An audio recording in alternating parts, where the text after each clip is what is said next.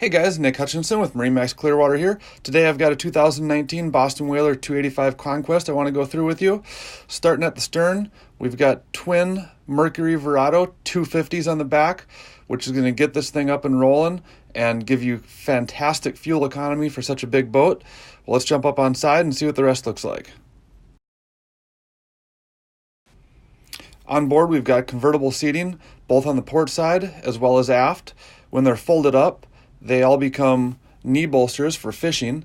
Underneath on the floor, you've got dual fish lockers, one big center hatch with access to all of your pumps, batteries, everything that you need to be quickly accessible.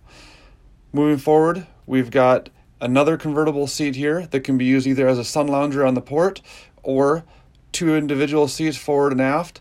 On the starboard side, we've got a refrigerator built in below the freshwater sink. Hardtop rocket launchers all around it. This one comes loaded up with the outriggers, the VHF, the Raymarine setup, electronic throttles, joystick piloting, even radar on this one. So you pick it up, you don't need to add anything to it. You are totally ready to go. Headed downstairs into the cabin, you can see we've got a very nice sized cabin for a 28-foot boat. Forward is our V-berth that converts between a dinette and a bed.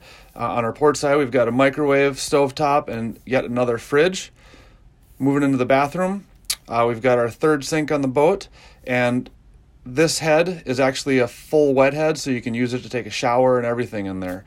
TV facing forward, so when you're in the V-berth, you can watch it.